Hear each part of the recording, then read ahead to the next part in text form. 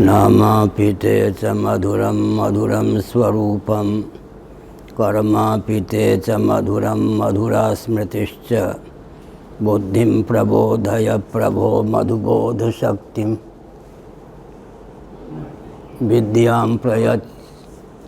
विद्यां प्रयच्छ परमां परिभावयामि कोमलं कूजयन् वेणुं श्यामलोऽयं कुमारकः वेदवेद्यं परं ब्रह्म भासतां हृदये मम कूजन्तं राम रामेति मधुरं मधुराक्षरम् आरुह्य कविताशाखां वन्दे वाल्मीकिकोकिलं निगमकल्पतरोर्गलितं फलं शुकमुखादमृतद्रवसंयुतं पिबत भागवतं रसमालयं मुहुरहो रसिका भुवि भावुकाः तृणादपि सुनीचेन तरोरपि सहिष्णुना अमानिना मानदेन कीर्तनीयः सदा हरिः नारायणाखिलगुरो भगवन्नमस्ते शिवाय नमः शिवलिंगाय नमः तन्मे मनः शिवसंकल्पमस्तु सर्वे भवन्तु सुखिनः।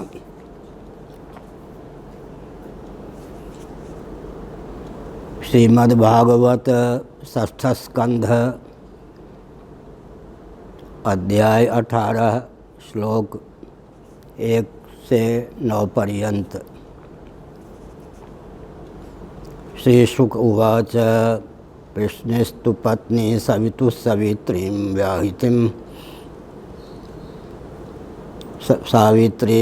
व्याहृतिं त्रयीम् अग्निहोत्रं पशुं सोमं चातुर्मास्यं महामखान् नारायण।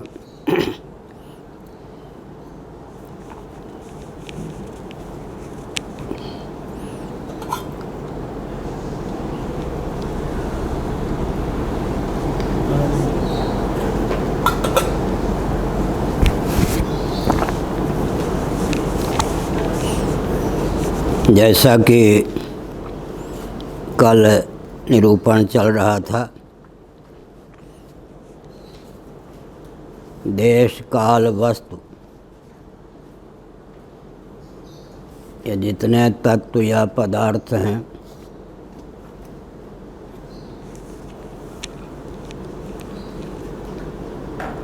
ये सब के सब अवतार दृष्टि से सगुण साकार होने में समर्थ हैं। मैंने दार्शनिक धरातल पर गुरु गोविंद और ग्रंथों की अनुकंपा के अमोघ प्रभाव से कल कहा था, जो भगवान को निमित्त और उपादान दोनों कारण मानते हैं उनके यहाँ साक्षात भगवान अवतीर्ण होते हैं, ऐसी मान्यता चरितार्थ होती है। परंतु भगवान को केवल निमित्त कारण मानने वाले भी भगवान का जब अवतार मानते हैं तब विचार करने की आवश्यकता है कि संभवाम्य आत्ममायया भगवद गीता के इस वचन का क्या अभिप्राय है। तदात्मानं सृजाम्यहम्, इन दोनों वचनों के अनुशीलन से यह तथ्य उद्भासित होता है कि भगवद विग्रह के रूप में अचिंत्य माया शक्ति, आत्मशक्ति, स्वात्म वैभव या लीला शक्ति के प्रभाव से भगवान ही अभिव्यक्त होते हैं। तो अवतार विग्रह के निमित्त और उपादान कारण तो भगवान को मानना ही पड़ेगा। इसलिए संपूर्ण जगत के अभिन्न और निमित्तोपादान कारण भगवान को मानने में क्या आपत्ति है। तुलसीदास जी महाभाग ने अवतार के संबंध में बहुत उच्च भाव को अभिव्यक्त किया है। जल हिम उपल बिलग नहीं जैसे। भगवत्पाद शंकराचार्य महाभाग का कथन है, स्वभाव को लेकर प्रश्न चिन्ह उपस्थापित नहीं किया जा सकता। चंदन क्यों सुगंधित, चंदन में सुगंध क्यों, ऐसा प्रश्न उपस्थापित नहीं किया जा सकता। स्वभाव को लेकर कभी भी प्रश्न चिन्ह उपस्थापित नहीं किया जाता। लेकिन मलिन द्रव्य के संसर्ग से चंदन में जब दुर्गंध की अभिव्यक्ति होती है, दुर्गंध चंदन से प्राप्त होता है, तो प्रश्न कर दिया जाता है चंदन दुर्गंधित क्यों।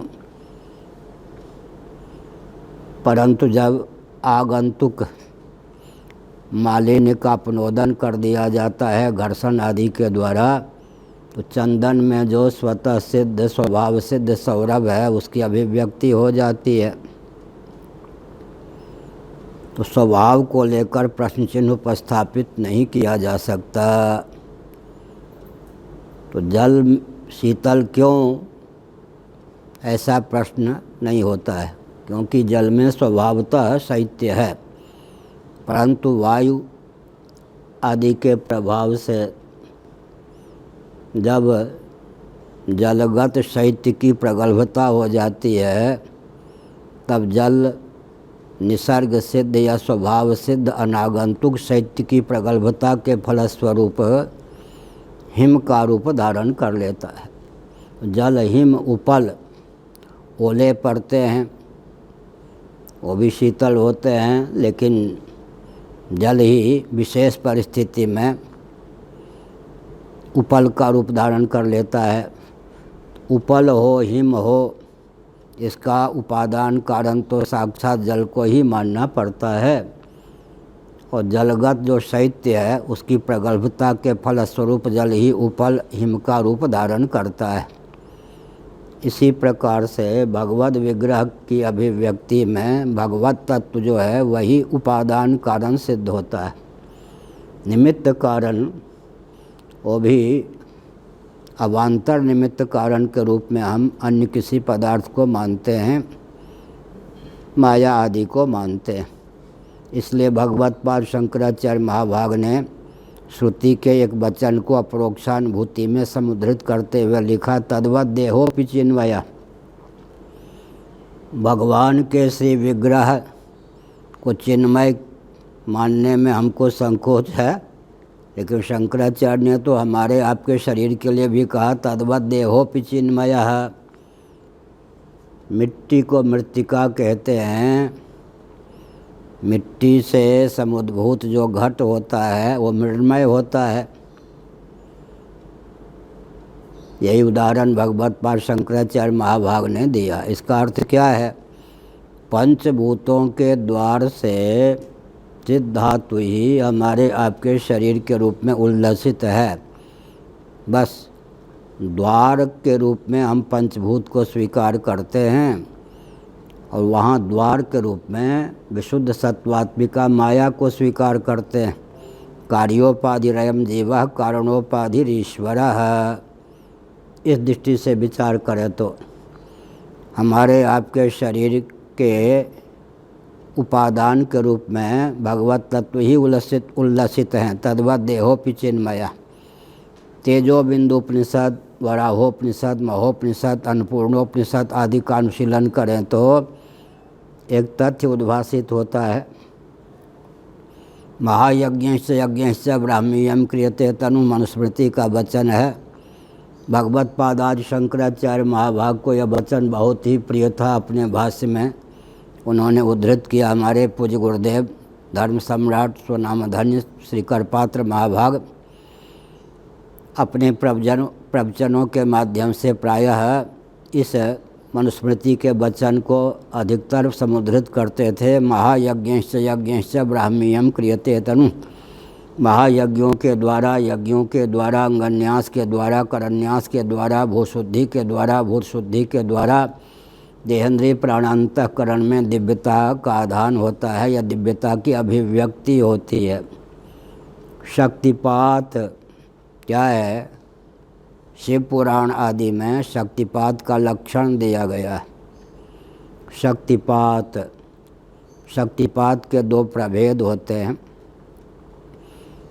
हम ऋषिकेश में बहुत रहे हैं, तो स्वर्गाश्रम से ऊपर दावानल का भी दर्शन किया है। हम मोक्षाश्रम में रहते थे, लक्ष्मण झूला के मार्ग पर।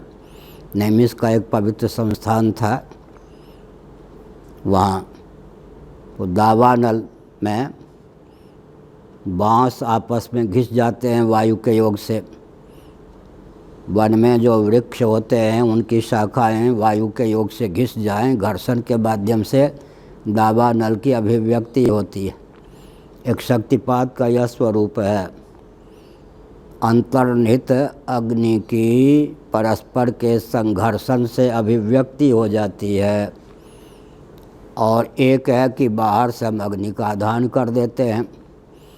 क्यों? जो शास्त्र सम्मत यज्ञ होता है वहाँ पर तो काष्ठ के घर्षण से क्या करते हैं, अग्नि मंथन से अग्नि को प्रकट करते हैं। और सामान्य रीति से आजकल क्या करते हैं,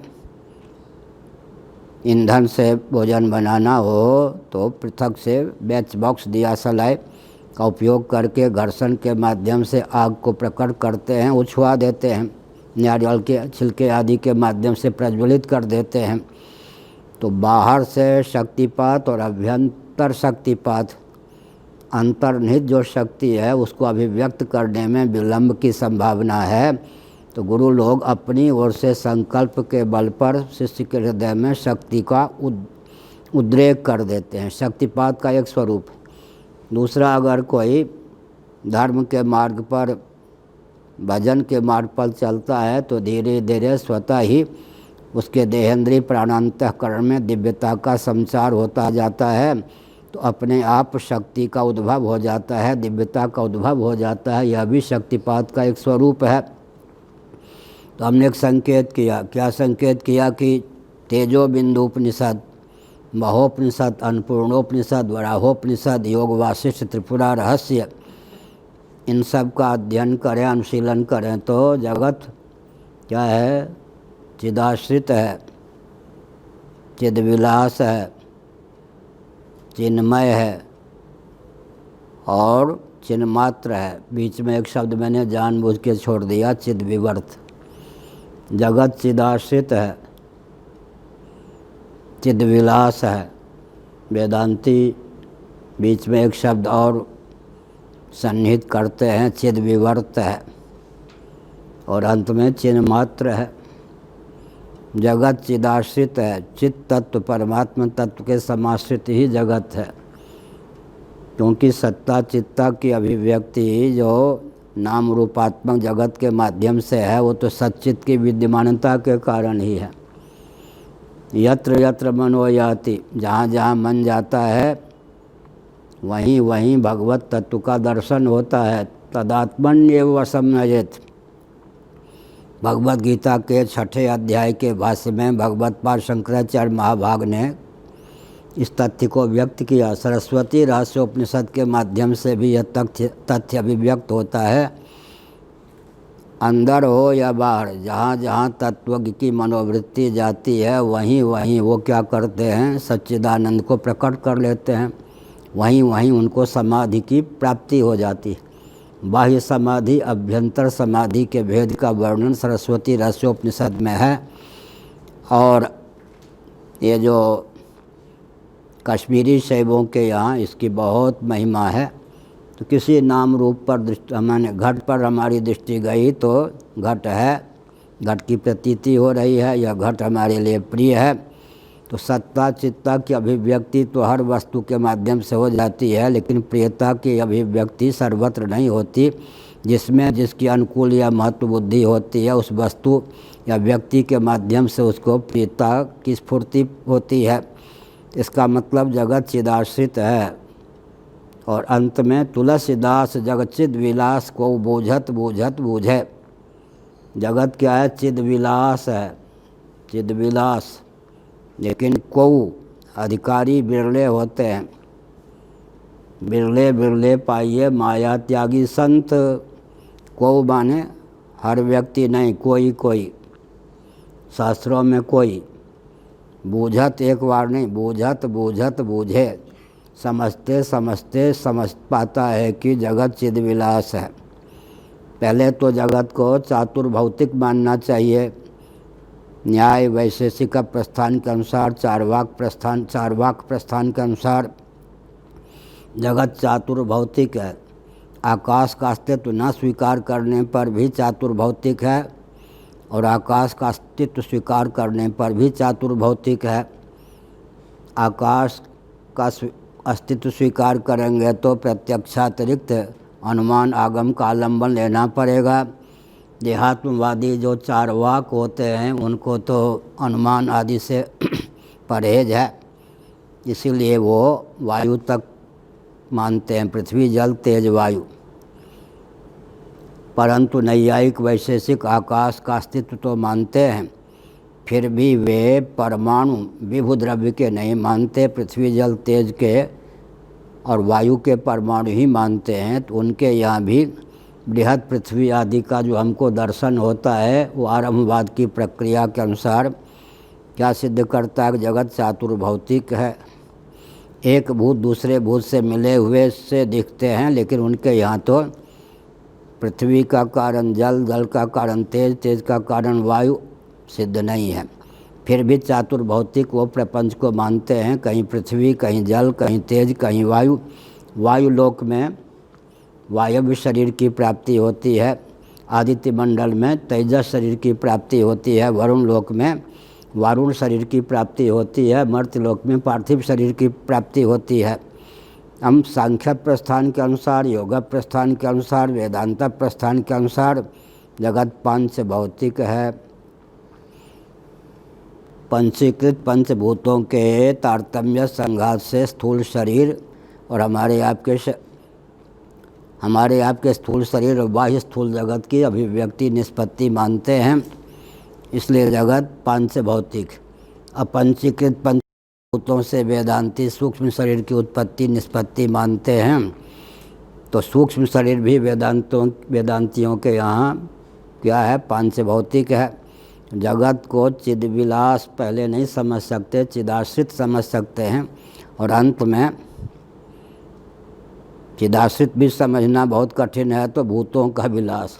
जगत चातुर्भौतिक है या पंचभूतों का विलास है।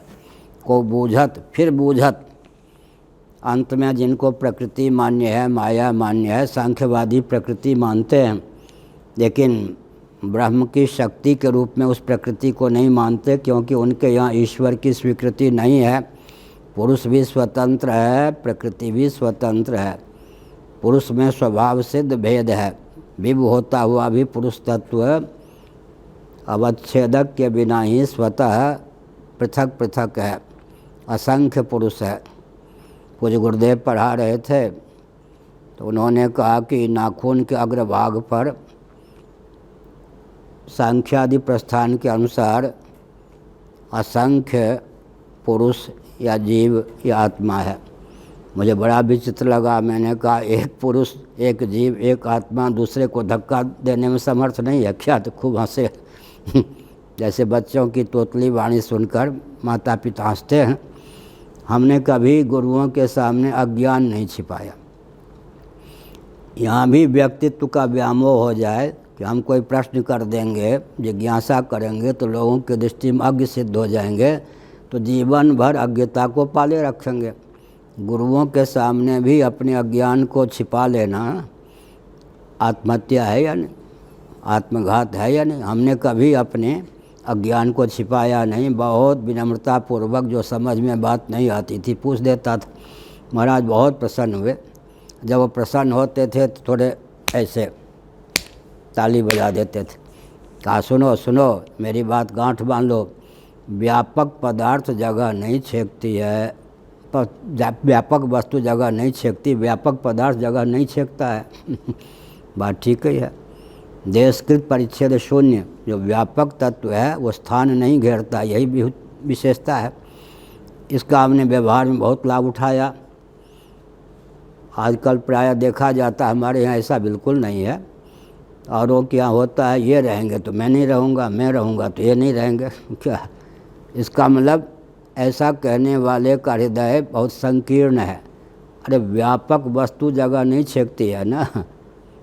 आपका हृदय अगर कलुषित नहीं है, आपके हृदय में उदारता है, तो आप जगह मत छेकिए। व्यापक वस्तु जगह नहीं छेकती है। जो कहे कि ये रहेंगे तो मैं नहीं रहूँगा, मैं रहूँगा तो ये नहीं रहेंगे, समझना चाहिए दोनों का या दोनों में किसी का मन अत्यंत कलुषित है। व्यापक वस्तु जगह नहीं छेकती। तो हमने क्या संकेत किया, उनके यहाँ आत्मतत्व विभु होता हुआ असंख्य है। एक विचित्र बात है, श्री वैष्णवाचार्यों की गाथा पृथक है। यहाँ तक कि नैयायिक आत्मा को विभु मानते हैं, असंख्य मानते हैं। नैयायिक वैशेषिक भी आत्मा को विभु मानते हैं, असंख्य मानते हैं। सांख्यवादी भी आत्मा को विभु मानते हैं, असंख्य मानते हैं। योगी भी आत्मा को विभु मानते हैं, असंख्य मानते हैं। यहाँ तक कि कर्म के पक्षधर जो पूर्व मीमांसक हैं वो भी आत्मा को विभु मानते हैं, अनेक मानते हैं। मीमांसा न्याय मान मेयोदय, मीमांसा मान मेयोदय आदि ग्रंथों के अनुशीलन से सिद्ध है। भगवत पाद शंकराचार्य महाभाग आत्मा को विभु और एक मानते हैं। उपनिषदों में भी आत्मा को विभु और एक ही माना गया है। उसमें औपाधिक भेद है, स्वभावतः आत्म तत्व एक ही है। जैसे कि आकाश एक ही है, घटाकाश मठाकाश आदि जब हम कहते हैं तो औपाधिक भेद की प्राप्ति होती है। तो मैंने संकेत किया कि देश काल वस्तु ये सब पदार्थ हैं। जगत पहले भूतों का विलास है, यह समझना चाहिए। फिर अंत में जब प्रकृति का अस्तित्व मानते हैं, उनके मत में क्या होगा, प्रकृति का विलास है। मायाम तो प्रकृति में विद्यात, वेदांतियों के यहाँ भी जगत प्रकृति का विलास है, लेकिन वो प्रकृति परमात्मा की शक्ति है, उसको हम माया भी कहते हैं। ब्रह्म शक्ति रेव प्रकृति ही निरालंबोपनिषद। तो जगत माया का विलास है या प्रकृति का विलास है, यह उच्च कोटि का ज्ञान है। इसमें वैशेषिकों की दाल नहीं गलती, नैयायिकों की दाल नहीं गलती, चारवाकों की दाल नहीं गलती, सांख्यों की दाल गलती है, योगियों की दाल गलती है, वेदांतियों की दाल गलती है। तो जगत फिर क्या हो गया, तुलसीदास जगच्चिद विलास को बूझत बूझत अंत में बूझे। चिदधिष्ठित जो प्रकृति है वही तो जगत के रूप में उल्लसित है। मायाध्यक्षेण प्रकृति श्रूयते सचराचरम हेतुना नेन कौन्तेय जगद विपरिवर्तते। परास्य शक्तिर्विविधैव श्रूयते स्वाभाविकी ज्ञान बलक क्रिया च। तो हमारे यहाँ जगत फिर क्या है, चिद विलास है। जगत चिदाश्रित है, चिद विलास है। लेकिन पहले जगत को क्या कहेंगे, भूतों का विलास, फिर प्रकृति या माया का विलास, फिर यह ज्ञान प्राप्त होगा कि जगत चिद विलास है। तुलसीदास जगत चिद विलास को बूझत बूझत बूझे। धीरे धीरे समझते समझते समझ में आता है कि जगत चिद विलास। अब एक शब्द है जो वैष्णव लोग प्रायः नहीं मानते, चिद विवर्त। वेदांती जगत चिदाश्रित है, चिद विलास है के आगे चिद विवर्त है ऐसा भी मानते हैं। चिद धातु का परिणाम नहीं है, माया का परिणाम है, इसलिए चिद विवर्त है। और अंत में चिद विवर्त होने के कारण विवर्त की स्वतंत्र सत्ता तो नहीं होती, अधिष्ठान की विवर्त विपरीत रूप में प्रतीति, अन्य रूप में प्रतीति का नाम ही तो विवर्त है। तो इसके लिए अंत में जगत क्या हो गया, चिन्मात्र हो गया। तुलसीदास जग चिद विलास को बूझत बूझत बूझे। परंतु यहाँ जगत चिदाश्रित है, जगत चिद विलास है, जगत चिद विवर्त है, जगत चिन्मय है। जो चिद विवर्त होता है वो चिन्मय होता ही है। जो चिन्मय होता है अंत में मयट प्रत्यय का जो प्रयोग होता है व्याकरण में, विकारार्थक होता है, प्राचुर्यार्थक होता है। यह तो प्रसिद्ध है। सामान्य व्याकरण इतना ही जानते हैं कि मयट प्रत्यय का प्रयोग विकारार्थक और प्राचुर्यार्थक होता है। गंभीर दृष्टि से स्वरूपार्थक भी मयट प्रत्यय का प्रयोग होता है।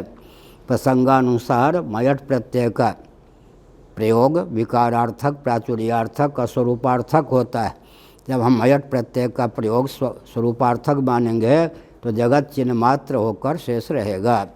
तो भगवान शंकराचार्य महाभाग ने उपनिषद के वचन को ही अपने शब्दों में गुम्फित किया कि जग तद्वत देहोपि चिन्मय है, हमारा आपका शरीर भी चिन्मय है। इससे क्या होता है, कैमुतिक न्याय से भगवान के श्री विग्रह की चिन्मयता की सहिष्णुता प्राप्त होती है।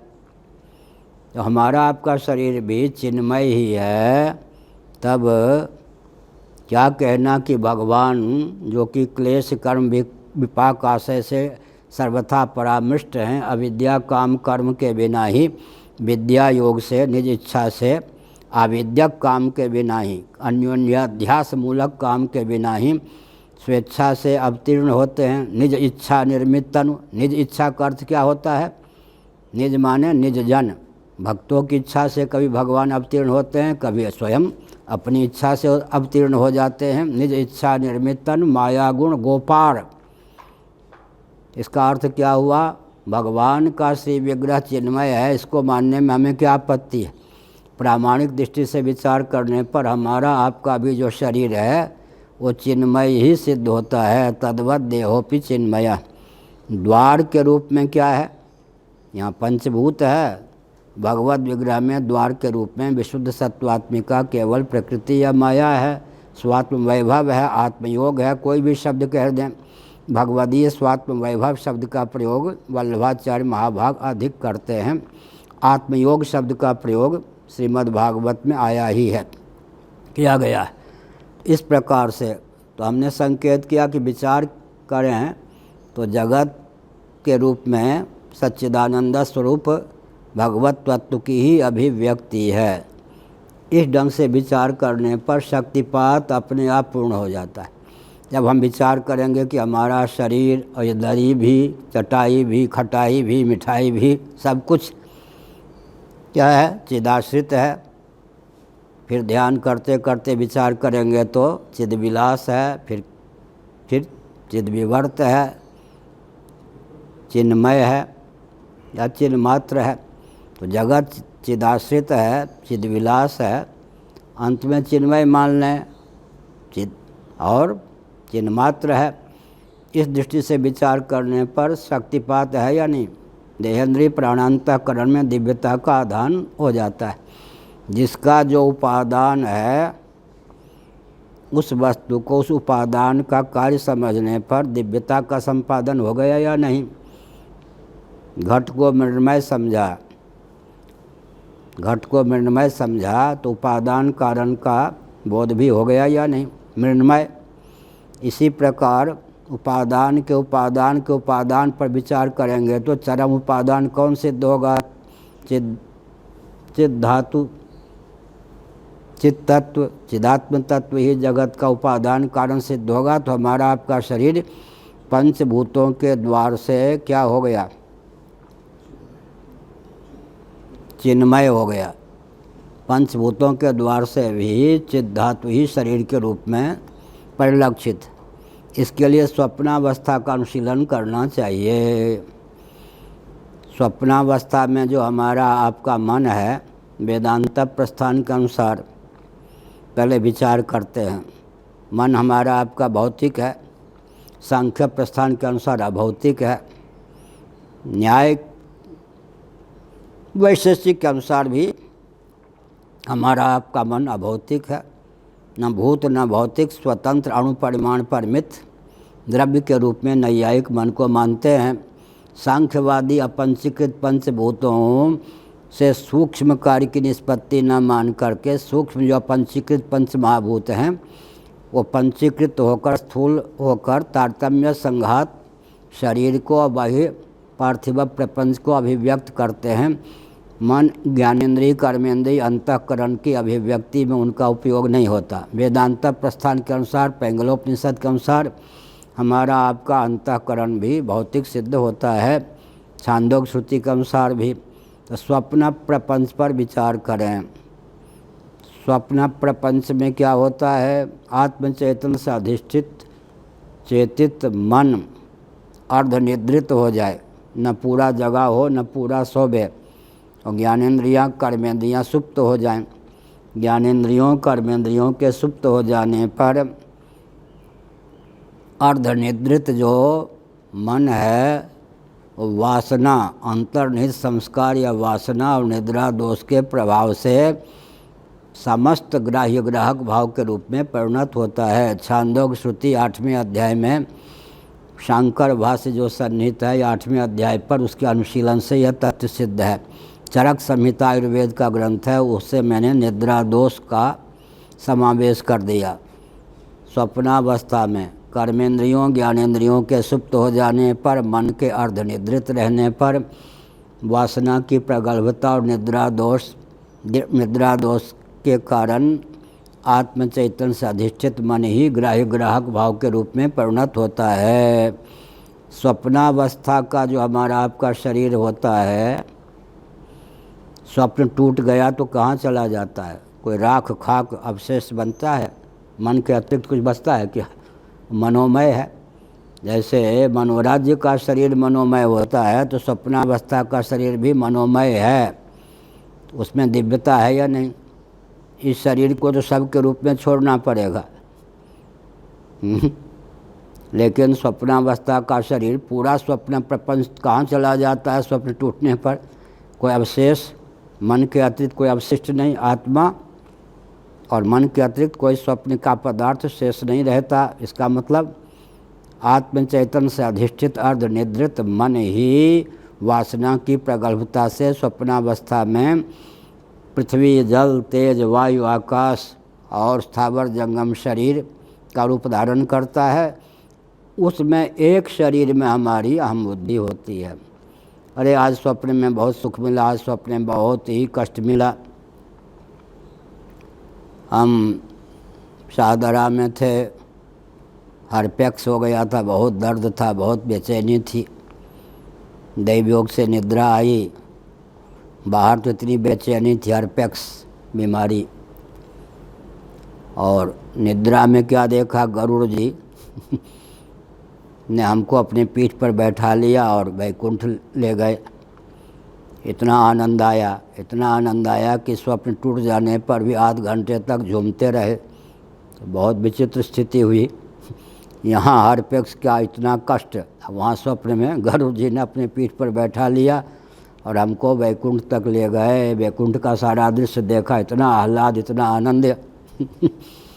तो बाह्य स्थूल शरीर में उतनी वेदना और स्वप्नावस्था में उतना आनंद। इसका अर्थ क्या हुआ? स्वप्नावस्था में आत्म चैतन्य से अधिष्ठित जो मन होता है, वही समग्र स्वप्न प्रपंच का रूप धारण करता है।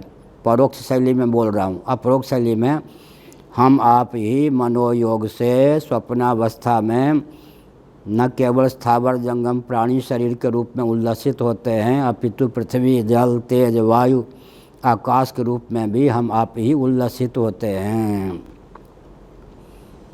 ऐसी भावना करने पर फिर देहेंद्रीय प्राणांतःकरण में दिव्यता की अभिव्यक्ति होगी या नहीं होगी?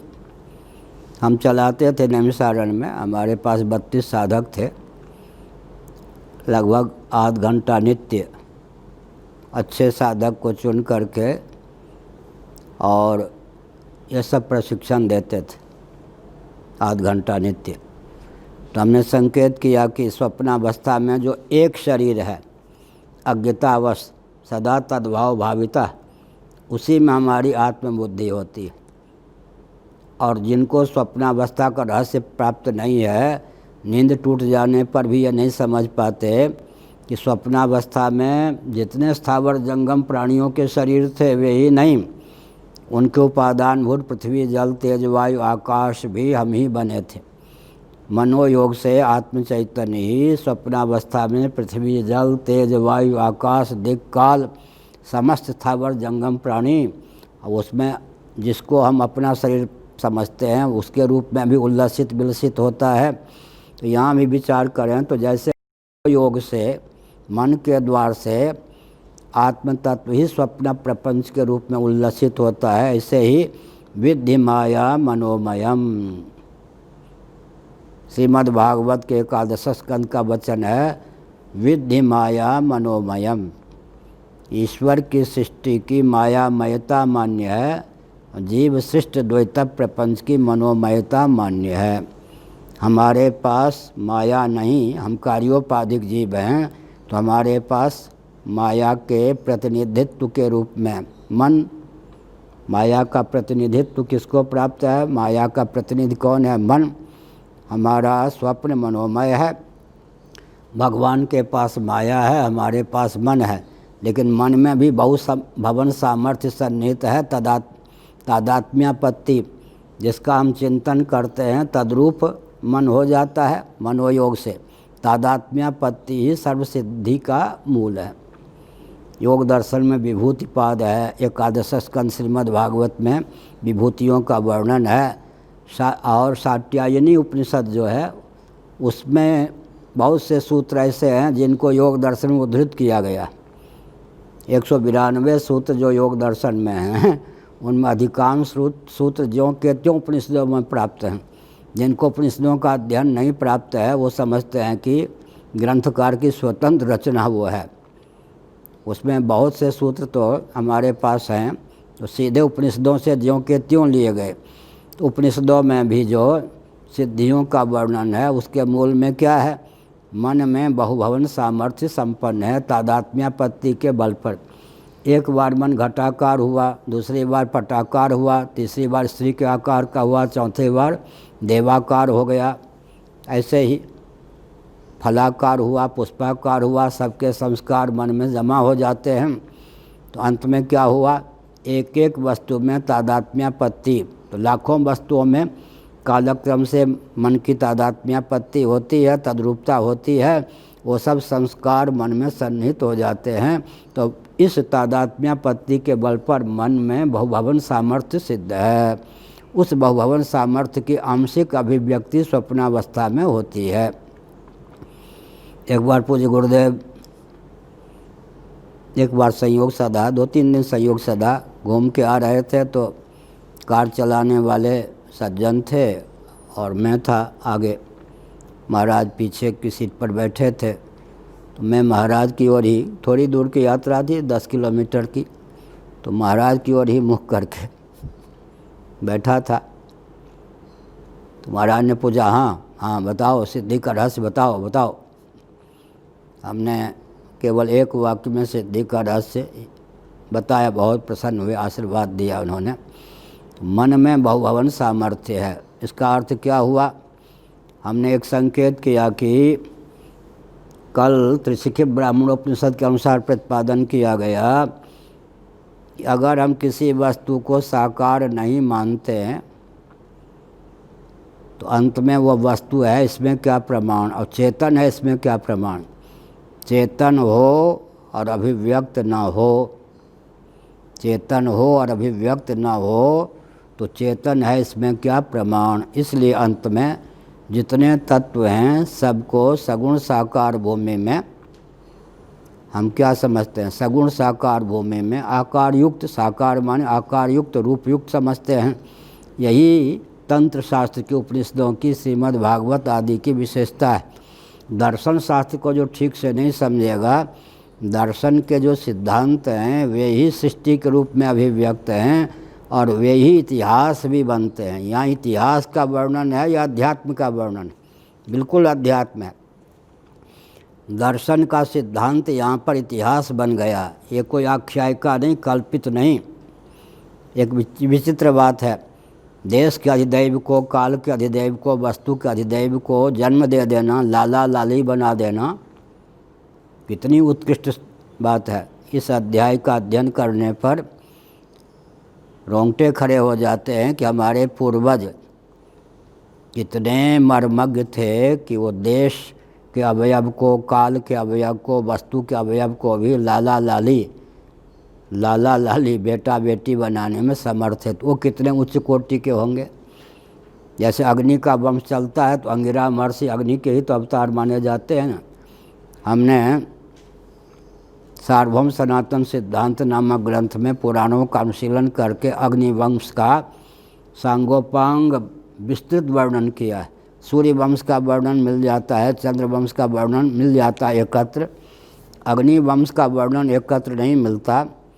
और अंगिरा ऋषि इत्यादि अग्नि के अवतार हैं, तो अग्निवंश का वर्णन पुराणों से ढूंढ कर एकत्र तो इसका अर्थ क्या है? हमारे यहाँ देश का भी अवतार है, काल का भी अवतार है, वस्तु का भी अवतार है, दिक्, दिग्भेद, प्राची दिक्, प्रतीची दिक् इत्यादि। महाभारत में अष्टावक्र का वर्णन है।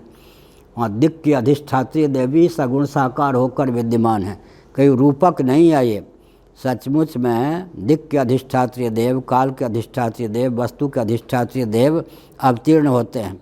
कल मैंने कहा पांचों पांडव क्या हैं? पंचभूतों के अवतार हैं। धर्मावतार कौन है? युधिष्ठिर। धर्म की सिद्धि किससे होती है? वेदों से। वैदिक समाधिगम्य धर्म होता है। तो वेद क्या है? शब्दात्मक हैं। शब्द किसका गुण है? आकाश का गुण है।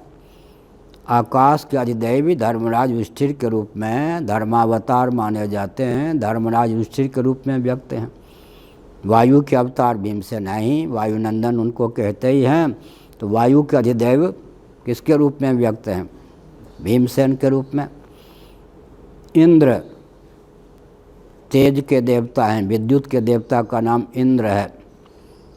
तो तेज के जो अधिदैव हैं वे किसके रूप में? अर्जुन के रूप में व्यक्त हैं। और जल और पृथ्वी, नकुल और सहदेव छोटे थे, नकुल बड़े। तो जल के अधिदैव नकुल के रूप में, पृथ्वी के अधिदैव सहदेव के रूप में व्यक्त हैं। अब राजा पांडु कितने उत्कृष्ट होंगे? उनकी पत्नी माद्री, कुंती और माद्री कितनी दिव्य होगी कि जिसने पंचभूतों के अधिदैव को गर्भ के रूप में धारण किया और उनको लाला के रूप में जन्म दे दिया, पुत्र के रूप में जन्म दे दिया। युधिष्ठिर के रूप में, भीम के रूप में, अर्जुन के रूप में, कुंती के पुत्र हुए, माद्री के पुत्र नकुल सहदेव के रूप में हुए। ये सब देवियाँ कितनी दिव्य होंगी। और पांडु राजा भी सामान्य होंगे क्या? पृथ्वी, जल, तेज, वायु, आकाश के अधिदेव को अपना पुत्र बना देना सामान्य बात तो नहीं है ना। इसीलिए दुर्वासा ऋषि ने दिव्य दृष्टि से देखा, ये जो पृथा नाम की कन्या है, कुमारी कन्या, कुंती के बचपन का नाम, लार पार का नाम था पृथा, इसलिए पार्थ कहते हैं पांडवों को, अर्जुन को पार्थ। अपार्थ माने अदक्ष, पार्थ माने दक्ष। अब पार्थ का अर्थ होता है पृथा पुत्र। कुंती के बचपन का नाम, लार प्यार का नाम पृथा था। कुंती भोज ने गोद लिए इसलिए कुंती इस ढंग से है। तो दिव्य दृष्टि से दुर्वासा ऋषि ने समझ लिया कि अपने पति से साक्षात अपने पति से पुत्र का योग इसको प्राप्त नहीं है, लेकिन देवताओं का अनुग्रह से यह पुत्रवती हो सकती है। वो दुर्वासा ऋषि तो क्रोधी ठहरे। ऋषि लोग क्रोधी हों या सौम्य, अनुग्रह करते हैं, वो अनुग्रह विग्रह होते हैं। क्रोधी व्यक्ति को निभाने वाला कितना शांत चाहिए। क्रोधी व्यक्ति पात्रता का अंकन करा देता है या नहीं? हमारे क्रोध को सह लेने में जो समर्थ है उसकी अधिकार संपदा ऊंची होगी या नहीं? दुर्वासा ऋषि गए, चातुर्मास के दिन आ रहे हैं। मैं दुर्वासा हूँ, दुर्वासा बहुत क्रोधी हूँ, क्रोधी, जगत प्रसिद्ध क्रोधी हूँ। दूर्वासा, दूर्वा ही पाता हूँ। दुर्वासा, वास, मलिन कपड़े धारण करता हूँ, बंठन का नहीं रहता। दो अर्थ है। दुर्वासा, दूरवासा दुर्वा खाकर ही रहता हूँ, है ना कहावत। दुर्वासा ऋषि आए, यमुना के उस पार शंख बजा दिया। भगवान श्री कृष्ण इधर, अरे अरे हमारे गुरुदेव दुर्वासा ऋषि आए हैं। अब क्या है, बाढ़ के दिन है, यमुना जी नहर वहार उस समय नहीं निकली थी, भूखे प्यासे होंगे। एक गोपियों थाल सजाकर बढ़िया बढ़िया मेवे आदि उनके सेवन के योग्य पदार्थ ले जाओ उस पार। तो न नौका है न सेतु है, क्या उस पार ले जाऊं तो डूब जाऊंगी, हम तो डूब जाएंगे। नहीं नहीं, एक मंत्र का प्रयोग कर देना। यदि कृष्ण नैष्ठिक ब्रह्मचारी हैं, अस्खलित ब्रह्मचारी हैं, तो इस सत्य के प्रभाव से यमुना जी मार्ग दे दो। अरे ये तो रास रचैया, अब क्या बड़ों की बात भाई, बड़ों के रस बड़े ही जाने, क्यों इसमें तर्क वितर्क करें। अब वो थाल सजाकर 50 थाल, दूब का सेवन करने वालों के लिए 50 थाल सज के, अब कृष्ण भगवान ने कहा मेरे गुरुदेव आए हैं, सम्मान होना चाहिए, भूखे प्यासे होंगे। यमुना जी भगवान श्री कृष्ण बिल्कुल अस्खलित ब्रह्मचारी हों, तो इस प्रभाव के, इस सत्य के प्रभाव से रास्ता दे दो। रास्ता दे दिया यमुना जी ने, घुटने भर पानी, मिली भगत है दोनों की, उस पार चले गए। अब दुर्वासा जी ने वो साहब 50 थाल की सामग्री चट कर ली।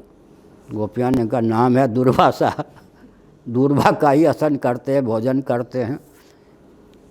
अब महाराज यमुना देखिए उत्ताल तरंगों से युक्त है, न नौका है न सेतु है, कैसे जाऊं, हम कैसे जाएं उस पार, संध्या से पहले पहुंचना है, आ कैसे गई इस मंत्र से, तो जाओ। यदि दुर्वासा जी दूरबा के अतिरिक्त कुछ न पाते हों तो सत्य के प्रभाव से ये यमुना जी रास्ता दे दो। सिर खुजलाने लगी।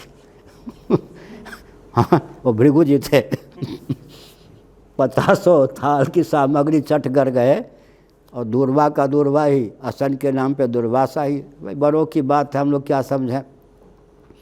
इसके प्रभाव से जब यमुना जी ने रास्ता देता, तो सोचा गुरु शिष्य की मिली भगत है यमुना जी से। देखो इसका अर्थ क्या हुआ, इसका अर्थ क्या हुआ। तो दुर्वासा जी ने कहा दुर्वासा हूँ, दुर्वासा बहुत क्रोधी हूँ, और एक जगह तो रहना ही है, इसलिए हमें कोई राजा महाराजा अपने यहाँ रख सकता है।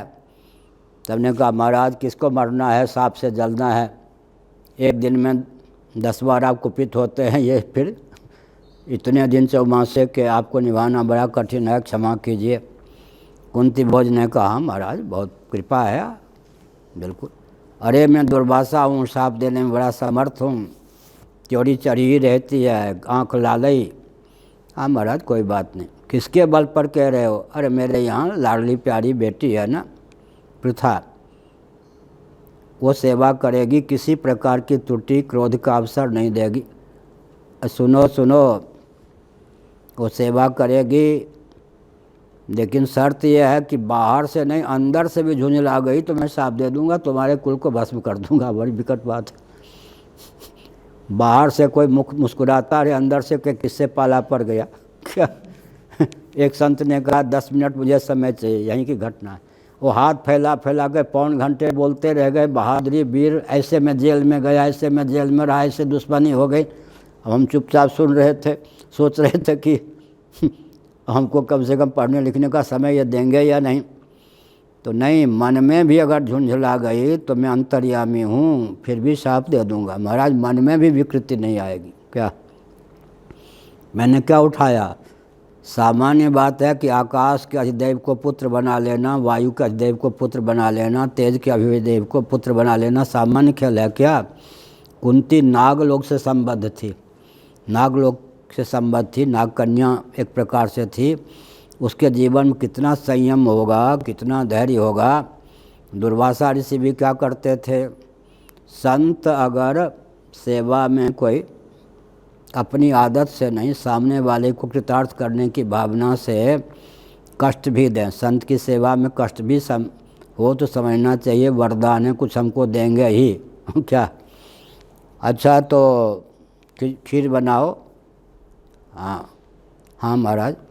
अब वो दिन में 10 बजे खीर बनने प्रारंभ हुए, रात के 12 बजे आए, खीर तैयार। हाँ क्या करे, खीर बनावे, फिर नहीं आए, फिर मन में तनिक भी झुंझलाहट नहीं। कभी 2 दिन बाद मैं अच्छा अभी स्नान करने जा रहा हूँ, और हो तो विपत्ति ही विपत्ति, लेकिन बिल्कुल कहीं भी मन में भी किसी प्रकार से उधेर बोल नहीं, झुंझलाहट नहीं। तब उन्होंने कहा तुम परीक्षा में उत्तीर्ण हो गई, बच्ची थी। तो उन्होंने कहा एक ऐसा मंत्र देता हूँ जिस अथर्व से संबद्ध वह मंत्र है, वहाँ महाभारत में लिखा मंत्र नहीं दिया गया। बला अति बला का वर्णन वाल्मीकि रामायण में है, विद्या नहीं दी गई। मंत्र को कितना गोपनीय रखा गया है। अथर्व से संबद्ध मंत्र है ये तो कहा गया, लेकिन महाभारत काल ने उस मंत्र का उल्लेख नहीं किया। बला अति बला हमको मालूम है सावित्री उपनिषद में है। वाल्मीकि रामायण में तुलसीदास जी ने जासे लाग न भूखा क्षुधा पिपासा, लेकिन बला अति बला मंत्र न रामचरितमानस में है न वाल्मीकि रामायण। मुझे मालूम है आरंभ से, वर्षों से मैं रोज पाठ करता हूँ एक बार। वो है सावित्री उपनिषद का एक अंश है, बला अति बला विद्या है, वो मंत्र है वो। ऐसे ही कौन सा मंत्र कुंती को दिया ये नहीं, मंत्र को गुप्त रखा है वेदव्यास जी ने। मंत्र को चिल्लाने की चीज़ नहीं है। मंत्रणा और मंत्र को जो चिल्लाता है वो भ्रष्ट हो जाता है मार्ग से। दूसरी बात है कि काल को बड़ा गुप्त रखा है किसने, महाभारत ने। महाभारत युद्ध हुआ होगा तो किसी दिन गीता का उपदेश तो हुआ होगा। कौन सी माने युद्ध के प्रारंभ में प्रवृत्ति शस्त्र संपाते, वो कौन सी तिथि थी, नहीं है महाभारत में, नहीं है। नीलकंठ जी आदि ने अनुमान लगा, ज्योतिष के बहुत बड़े विद्वान महाभारत पर टीका लिखने वाले वो भी जो तिथि निकाल पाए उसका मैंने खंडन किया है। महाराज ने उस ग्रंथ को बार बार सुना, अरे इतने बड़े ज्योतिषी महाभारत पर टीका लिखने वाले नीलकंठ का भी तुमने खंडन कर दिया, कैसे खंडन किया बताओ। तो एक बहुत बड़े काशी के ज्योतिषी थे नेपाल परंपरा के, एक मार्कंडेय ब्रह्मचारी हमारे गुरु भाई, अनध्याय के दिन में उनको महाराज बैठाते थे। ये जो हमारा एक ग्रंथ है गीता जयंती भीष्मोत्क्रांति, उसकी बात है। तो मैं लेख लिख के लाता था अध्याय के दिनों में, दोनों ऐसा क्यों लिखा, ऐसा नहीं होना चाहिए, ऐसा नहीं। महाराज मुस्कुराते हुए सुनते रहते थे। फिर उन दोनों ने कहा कि बिल्कुल ठीक है। फिर वो ग्रंथ कालांतर में क्या क्या कहानी है फिर छपने का संयोग सधा। तो हमने क्या कहा कि महाभारत युद्ध हुआ किसी न किसी तिथि में, किसी न किसी महीने में तो शाम हुआ होगा, किसी न किसी पक्ष में, पर महाभारतकार ने उस तिथि को छिपा दिया। तो महाभारत जैसे इतिहास में दो को बहुत गोप्य माना गया है।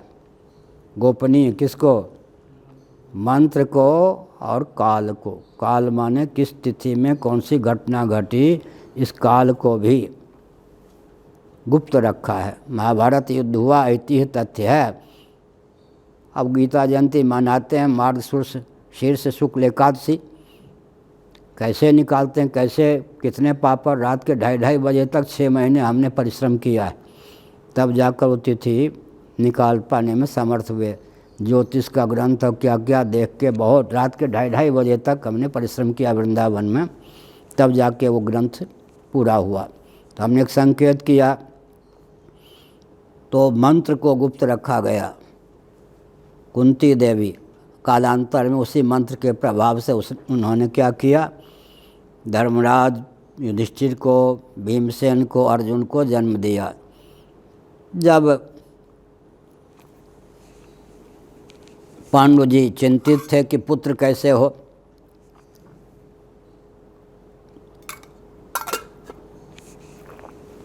वंश कैसे चले, पत्नी ने कहा क्यों दुखी हैं, तो शाप लगा हुआ है, पत्नी का स्पर्श करते ही मर जाऊंगा। प्रमाद हुआ, ऋषि ने शाप दे दिया। नहीं आप चिंता मत कीजिए, केवल आदेश की प्रतीक्षा है। एक ब्राह्मण ने हमको, जब हम कुमारी कन्या थी तब मंत्र दिया। उस मंत्र में वह क्षमता है, जिस देवता का आवाहन करूं वो देवता मेरे सतीत्व को दूषित किए बिना योग बल से मेरे पुत्र हो जाएंगे। अरे वाह, बहुत अच्छा।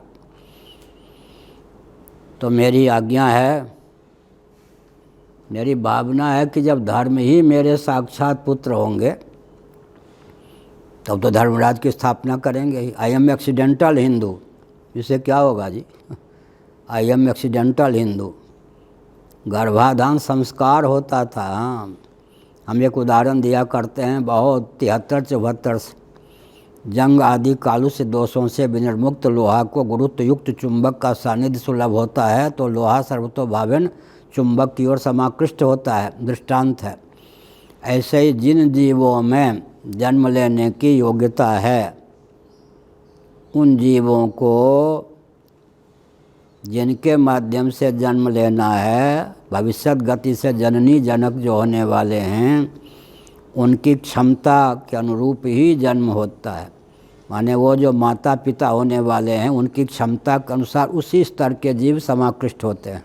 और सनातन धर्म में तो साक्षात जगदीश्वरी को लाली बनाने की क्षमता सनातन धर्मी दंपति सदगृहस्थों में है। साक्षात जगदीश्वर को भी जन्म देने की क्षमता है। कारक कोटि के महापुरुष प्रबुद्ध योग भ्रष्टों को भी जन्म देने की क्षमता है। तो किस प्रकार के देवता, देव, असुर, राक्षस, गंधर्व, आतंकवादी, व्यभिचारिणी, सदाचारी, किस प्रकार के लाला, किस प्रकार की लाली का जन्म होगा, वो तो माता पिता की क्षमता पर निर्भर है। अच्छा, तो मेरे पुत्र जब धर्म ही होंगे तो धर्मराज की प्रतिष्ठा किए बिना नहीं रहेंगे। समाज को धर्मराज प्राप्त हो इसलिए धर्मराज्य प्राप्त हो इसलिए धर्मराज मेरे पुत्र हों, धर्म ही हमारे पुत्र हों। आज रात में एकांत में तुम धर्म का वाहन करना, वही युधिष्ठिर हो गए। एक ही बेटा पर्याप्त नहीं, छात्र धर्म है। कोई चुनौती दे दे तो जीवन मृत्यु की चिंता किए बिना मोर्चे पर जाना ही जाना है। दूसरा पुत्र कौन होना चाहिए? अत्यंत बलवान। धर्म की रक्षा के लिए बल भी चाहिए या नहीं? संघ बल नहीं होगा, हमारे पास शासन नहीं होगा तो हम धर्म की रक्षा क्या कर सकेंगे? आजकल देख ही रहे। बहुत बढ़िया समय, सब अच्छे हो गया। पंचदशी में आया कि जगत के मिथ्या मिथ्या मिथ्या, जगत को मिथ्या सिद्ध करने के लिए हाथ धो के पीछे पड़ गए महाराज। पंचदशी करने का और कोई उपाय नहीं है ना। अच्छा, जगत को मिथ्या नहीं सिद्ध करेंगे तो अद्वैत की सिद्धि कैसे होगी? वैकल्पिक अद्वैत की सिद्धि होगी ना, परिणामवाद आदि को लेकर।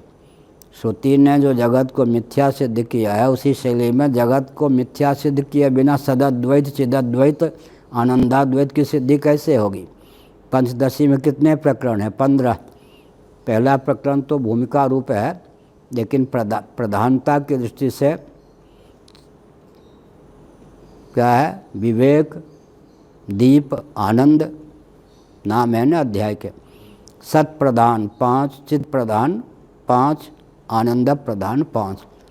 पूरी पंचदशी को आज आराम से एक वाक्य में लिखना हो तो क्या कहेंगे? सदद्वैत, चिदद्वैत, आनंदाद्वैत, अद्वितीय सच्चिदानंद ब्रह्मात्म तत्व है। पंचदशी का नहीं, बल्कि केवल पंचदशी का नहीं, समग्र वेदांत प्रस्थान का सारांश एक वाक्य में अद्वितीय सच्चिदानंद स्वरूप ब्रह्मात्म तत्व है। मैं अद्वितीय सच्चिदानंद स्वरूप ब्रह्म हूँ, यही सारांश होता है।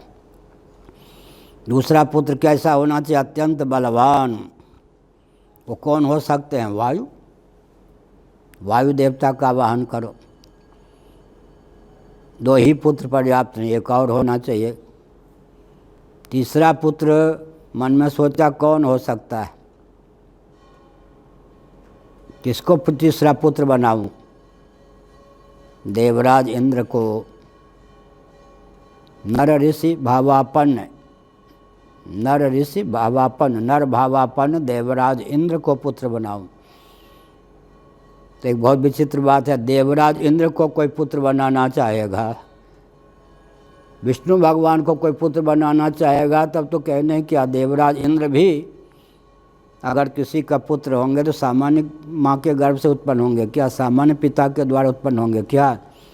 1 वर्ष तक सूर्योदय से सूर्यास्त तक एरी ऐसे पाँव करके हाथ उठा करके जप करते रहे, तब जाकर इंद्र प्रकट हुए। उन्होंने वरदान दिया। 1 वर्ष तप करने के बाद पत्नी को आदेश दिया कि आज रात्रि में देवराज इंद्र का आवाहन करो, वो तुम्हारे पुत्र होकर प्रकट होंगे। वही हो गए अर्जुन। फिर लोभ, जिम प्रति लाभ लोभ लाभ अधिकारी, जिम प्रति लाभ लोभ अधिकारी, कहा और कुंती ने हाथ जोड़ लिया, पतिदेव आप तो धर्मात्मा हैं, मंत्र का प्रयोग 3 से अधिक बार नहीं कर सकते। मंत्र के बल पर 3 पुत्र तक ही हम प्राप्त कर सकती थी, कर चुकी, आगे मैं वेश्या गिनी जाऊंगी, इसलिए अब कृपा करके मुझे आदेश मत दीजिए, क्योंकि मंत्र का प्रयोग करके 3 से अधिक संतान की प्राप्ति उचित नहीं है। ये पप्पू के बेटी या दोनों ये मंत्र से ही हुए हैं। पहले का विवाह नहीं हो रहा, हमारा विवाह हो जाए, तो हमने एक मंत्र दिया तो विवाह हो गया। फिर बेटा बेटी नहीं है, एक बेटी 2 बेटे, सब ये मंत्र से प्रकट हैं। तो हमने फिर उन्होंने कहा कि बहुत अच्छा। अब माधुरी ने कहा ठीक है आप तो पुत्रहीन नहीं हुए, लेकिन मैं तो बंध्या की बंध्या रह गई, मैं तो मारी गई, तो मुझे भी वो मंत्र मिल जाए। तो कुंती से प्रार्थना करो, सेवा करो, कृपा करके मंत्र दे दें तो ठीक है। सौतिया डाह की बात हो सकती है, मना कर सकती हैं, आप ही जरा कुंती को मना करके आदेश दे दीजिए, तो आपके 3 से अधिक बेटे हो जाएंगे, पुत्र हो जाएंगे, अब मैं बंध्या नहीं रहूँगी, मेरे द्वारा भी वंश चलेगा। पत्नी को मनाया, अनुकूल किया, तो शर्त लगा दी कुंती ने, 1 बार ही प्रयोग करना। उसका अभिप्राय यह था कि 1 लला तुम्हारे पेट से हो जाए, इनके 4 हो जाएंगे, हमारे 3 तुम्हारे 1। बहुत चतुर थी, सत्संग किया था उसने, सोचा कि 3-4 का वाहन करूं तो बात ठीक वो चिढ़ जाएंगी, 1 से ही काम चलना नहीं। अश्विनी कुमार कहे जाते हैं, 1 हैं 2 नासत्य दस्र अश्विनी कुमारों के नाम है, नासत्य और दस्र हैं 2 गिने जाते। 1 अश्विनी कुमार कहने पर लगता 1 नाम है ना, तो व्यक्ति 2 हैं। मंत्र का आवाहन का मंत्र का प्रयोग किया, अश्विनी कुमार पुत्र हों, वही नकुल सहदेव के रूप में प्रकट हो गए। वो जल और पृथ्वी के अधिदैव हैं। तो मैंने संकेत किया अब तक इतनी भूमिका क्यों बनाई कि हमारे यहाँ पृथ्वी, जल, तेज, वायु, आकाश के अधिदेव भी लाला होकर, पुत्र होकर जन्म ले सकते हैं। कालावयव भी जन्म लेते हैं, तिथियां भी जन्म लेती हैं। कालावयव तिथि, पूर्णिमा, अमावस्या, इन सब का वर्णन आएगा, केवल नाम आएगा, मैं संकेत कर दूंगा। और यहाँ तक कि वेद भी जन्म लेते हैं। शब्द का भी अवतार होता, अर्थ का भी अवतार होता है। ऐसे ऐसे सदगृहस्थ हुए जो शब्द को, त्रयी, छंद को, छंद भी तो शब्दात्मक अक्षरात्मक ही होंगे ना, छंद भी कौन है? अधिदैव दृष्टि से चेतन है। चरक संहिता का मैंने 2 बार अध्ययन किया है। मेरे दोनों भाई दिग्गज विद्वान थे आयुर्वेद के, हमसे जो बड़े थे, अब उनका शरीर नहीं ऐसा सुना है, वो BIMS थे, आयुर्वेदाचार्य थे, RMP थे। उनसे भी जो बड़े थे वो आयुर्वेदाचार्य थे, दिग्गज विद्वान आयुर्वेद के थे। लेकिन मैं तो बचपन में बाबा हो गया था, फिर भी 2 बार मैंने चरक संहिता का अध्ययन किया है। चरक संहिता में पढ़ा भी सकता हूँ। उसमें दर्शन, एक ही ग्रंथ हमको मिला जिसमें वैशेषिक दर्शन और वेदांत दर्शन का सामंजस्य हो। एक बार ध्यान रखना भाई, कैवल्यानंद जी ने एक ग्रंथ हमको दिया था, ग्रंथ में पढ़ नहीं पाया 2-3 पेज से ज़्यादा। उस ग्रंथ की चमत्कृति, उससे पहले मैंने चिंतन किया था, लेकिन दैव योग से एक ग्रंथ भी मिल गया जिसमें वैशेषिक दर्शन और वेदांत दर्शन, सांख्य दर्शन का सामंजस्य है। अब वो सामंजस्य मैंने बैठाया था, मैं प्रवचन में नहीं बोल सका, ग्रंथ में लिख नहीं सका, भूल भी गया हूँ, ध्यान देने पर याद।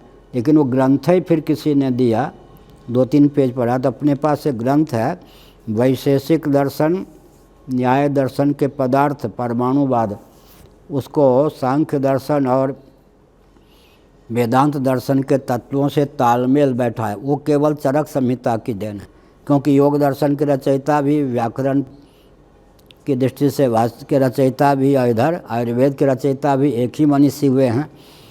तो हमने एक संकेत किया, क्या संकेत किया कि ये जो अधिदैव हैं इनको भी जन्म दिया जा सकता है। तो कालावयव का भी जन्म, यहाँ पर शब्द का जन्म, सावित्री, व्याहृति, त्रयी, ये अग्निहोत्र।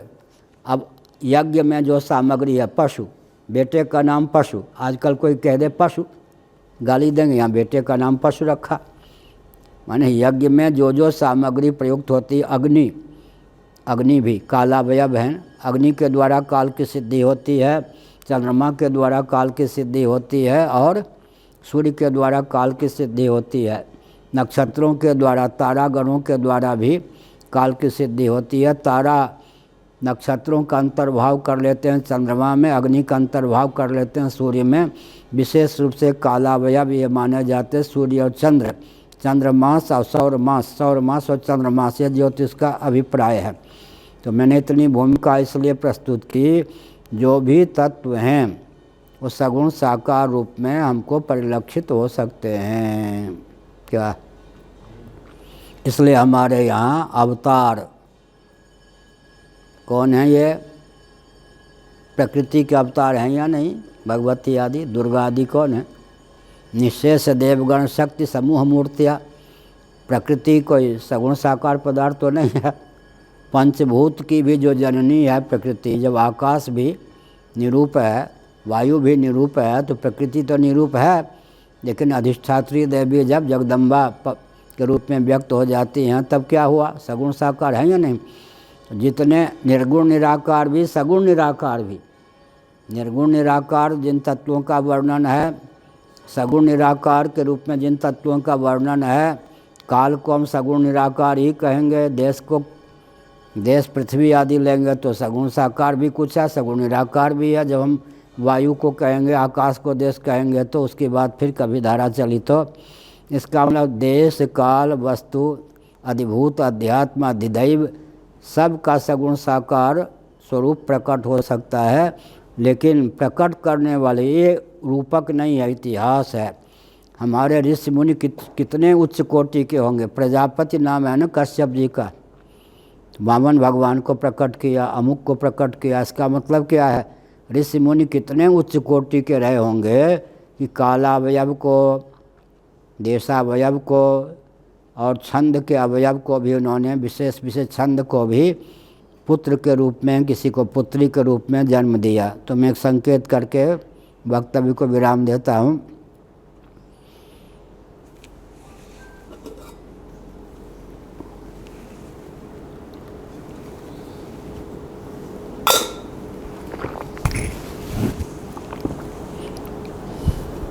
दक्ष प्रजापति ने अपने पुत्रों से कहा, तुम्हारी आयु विवाह के योग्य हो गई है। भागवत।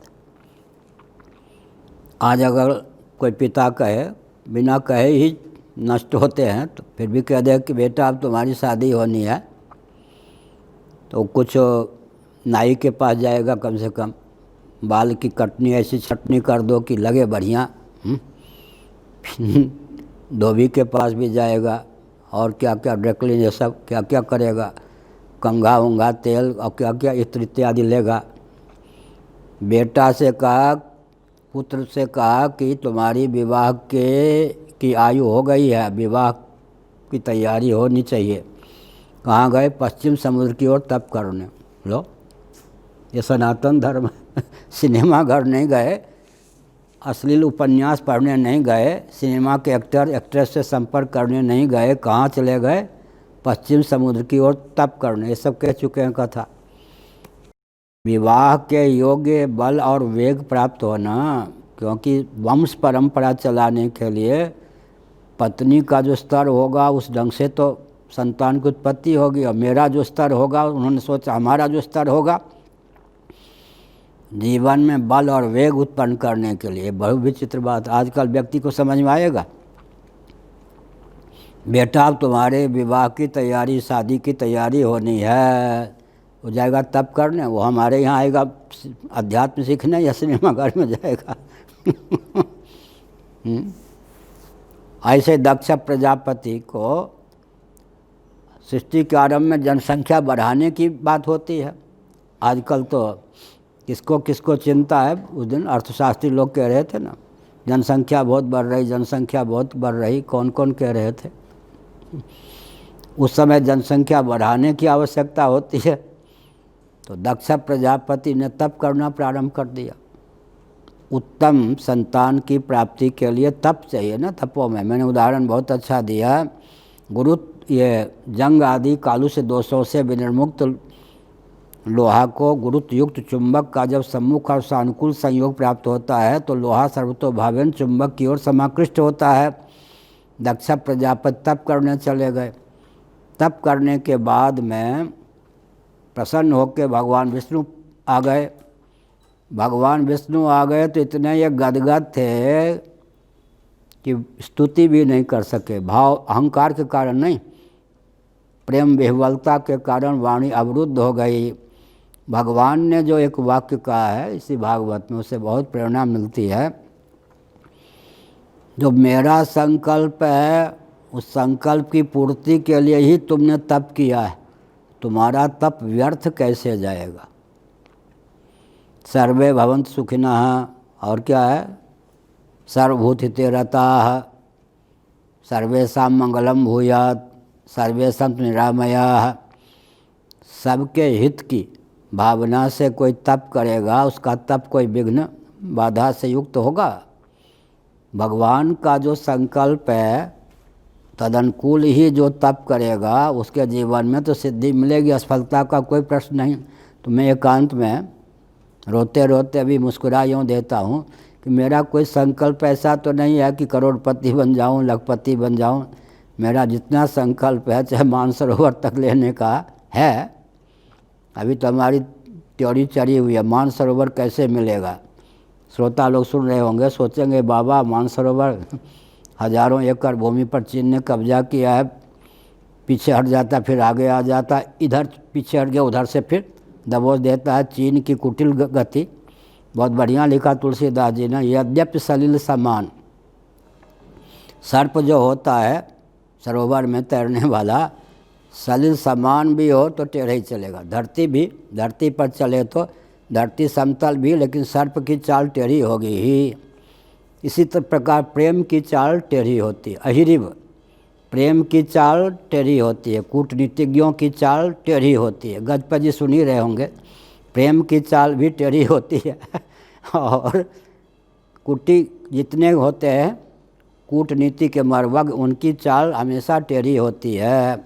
तो चीन की चाल टेढ़ी, अब पीछे हट रहा है या कहीं और जगह धावा बोलने का प्रयास कर रहा है क्या, इस पर भी विचार करना चाहिए। चीन का पीछे हटना भी कहीं न कहीं घात लगाने का अभियान ही हो सकता है। उसके मनोभाव में परिवर्तन आना बहुत कठिन है। तो हमने क्या संकेत किया, तो मैं अपने मन को फिर सांत्वना देता हूँ। कोई भी तो संकल्प ऐसा नहीं है कि अमुक को चकनाचूर कर दूँ, सबके हित में है। भारत की अखंडता का संकल्प है। अराजक तत्वों के या दमन होगा तो अराजक तत्वों का कल्याण होगा। एक बात मैं कह दूं, एक बार स्वामी जी ने यहीं पूछा था, आतंकवादियों का स्वभाव मुझे मालूम है। आतंकवादियों से मेरा कोई गठबंधन है क्या गुप्त प्रक? हमारे यहाँ जो व्यक्ति रहते हैं उनसे दो वाक्य बोलने के लिए हमारे पास समय नहीं है। हम अपनी दुनिया है, रात के 1 बजे सो पाता हूँ क्या, अभी भी 8-9 घंटे तो कम से कम लिखता पढ़ता हूँ। मेरे पास तो इधर उधर की बातचीत करने, गपशप करने की बात ही नहीं है, मेरे पास कोई समय नहीं है। तो मैंने संकेत किया। लेकिन एक विचित्र बात है। क्या विचित्र बात है? आतंकवादियों का महाभारत आदि के अनुशीलन से हमको स्वभाव मालूम है। वृत्रासुर का चरित्र कह चुके हैं ना। हमेशा आतंकवादी सोचता है कि मुझे मारने वाला कोई माइका लाल पैदा हो, उस पर अनुग्रह है। लेकिन आतंकवादी का दूसरा स्वभाव क्या होता है, जब तक थोड़ा भी बल है उसका प्रयोग किए बिना नहीं रहूँगा। जितनी क्षमता है उस क्षमता का प्रयोग नहीं, लिहाज करके युद्ध नहीं करूँगा, पूरी शक्ति लगा दूंगा, लेकिन मुझे मारने वाला कोई माइका लाल होना चाहिए। क्यों होना चाहिए? आतंकवादी अपने आतंक की दुर्मति से, भावना से जलता रहता है। आतंकवादी, इसलिए आतंक की अभिव्यक्ति में हेतुभूत जो शरीर है वो नष्ट हो जाए तो दिव्य शरीर की, दिव्य भाव की प्राप्ति हो। आतंकवादियों के मन की भावना ऐसे होती है। आतंकवादियों के आतंक को दूर करने के लिए अगर युद्ध भी करना पड़े तो उन पर अनुग्रह है। अनुग्राहक, बहुत बढ़िया। मैं किनका नाम ले रहा हूँ? श्री रामानुजाचार्य जी। अनुग्राहक व्यापार, अनुग्राहक व्यापार, अनुग्राहक व्यापार। प्रसंग अलग है यज्ञ में। तो उन्होंने कहा कि अनुग्राहक जो व्यापार है वो प्राकृतिक हिंसा है, सचमुच में नहीं। बहुत अच्छा चिकित्सक कभी हृदय को चीर देता है, शल्य चिकित्सक जो होता है कभी मस्तिष्क को चीर देता है, वो द्वेषपूर्वक नहीं ना।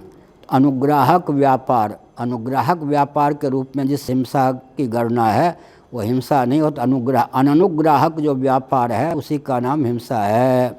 इस प्रकार से तो हमने क्या संकेत किया कि आतंकवादियों के मन की भावना होती है हमें दमन करने वाला, मारने वाला कोई माई का लाल हो ताकि हमारी सदगति हो सके। लेकिन आतंकवादी का स्वभाव होता है मरते दम तक कुटिलता का परिचय देता है और जितना दम खम है उसको लगाकर ही युद्ध करता है।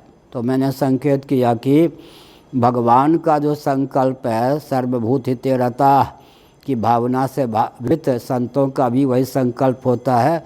हमको ऐसा संकल्प करना चाहिए, ऐसा तप करना चाहिए जिससे सबके हित का मार्ग, परित्राणाय साधूनाम विनाशाय च दुष्कृताम, ऐसा मार्ग प्रशस्त हो सके। तो आज के वक्तव्य का सारांश क्या हुआ? जो भी अतीन्द्रिय पदार्थ है, यहाँ तक इंद्रियां भी अतीन्द्रिय हैं, इंद्रियों का विषय, ये जो भूत हैं ये भौतिक हैं क्या? भूत के कार्य का नाम भौतिक होता है ना, भूत का नाम थोड़े भौतिक होता है। जैसे भूत अभौतिक हैं ऐसे इंद्रियां भी अतीन्द्रिय हैं। जो अतीन्द्रिय पदार्थ हैं वो भी हमारे यहाँ की ये विधा है। हम जगत का अभिन्न निमित्तोपादान कारण भगवान को मानते हैं तो सब का अवतार हो सकता है, सबको हम सगुण साकार रूप में देख सकते हैं, जान सकते हैं। उन मनीषियों को, सद्गृहस्थों को, दंपति को धन्यवाद देते हैं जिन्होंने कालावयव को भी प्रकट कर दिया। इसी प्रकार से छंदों को प्रकट कर दिया, वेद को प्रकट कर दिया, जिनके पुत्र के रूप में, जिनकी पुत्री के रूप में तिथियां प्रकट हो गईं, वो सब। तो यहाँ पर काल को, कालावयव को और वांग्मय को भी प्रकट, लाला लाली के रूप में प्रकट करने वाले। अच्छा, पशु, पशु कौन है? यज्ञांग है। तो यज्ञांग को भी, अग्नि को भी, अग्निपरक पुत्र, और क्या है?